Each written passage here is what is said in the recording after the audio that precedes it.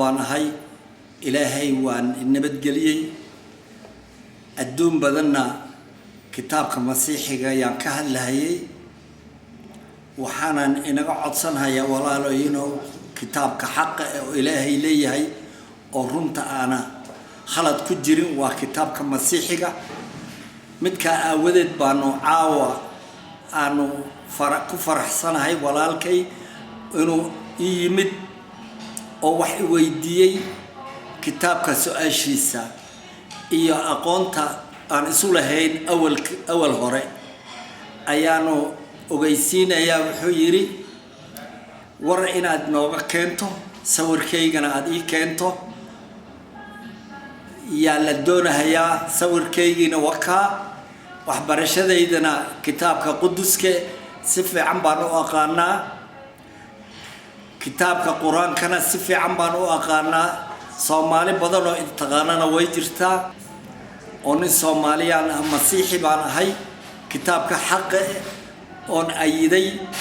oo ilaahay nuurkiisa igu dajiyay ayaan wax yaan ka doonayaa inaanu qaybsano walaalaha yagan wadada laga duway oo la yiri waxaad yeelaysaan كتاب كلو قدس مجرو كتاب كوال الرفعي وحلا رفعينا مجران لكنه أنا هدي هم البارنا لقى شيء وضعنا حق هين أيانا لقدوي صاروا درني صومالي هدانو النهي ولا لينو كتاب كاسو إن أنا كقيم قادنو ولا لها يجانا كوهلونو أني والميل أجوك تبع magaca asaga isku dadaalo sidoo ku himgelinayo walaha yaga baan doonaynaa anigu waxa la yiraahdaa Shaafici Ibrahim Farax ayaa la yiraahdaa anigu qabiilka ma shaqeeyay laakiin iimaan baan ka shaqeeyaa waxaana walaalahay inaan ku wacdiyo doonaya kitaabka quduska inaan wax baro oo ila bartaan إن أوغادان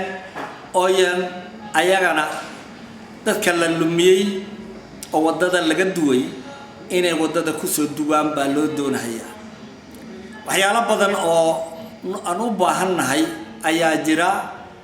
دادكينا واداد وحاوي العدادين هايو رغنما دودين الهرجوك سن هايو سيدي وح إيمان أوغاشدانا لغا هرجوك سن هايو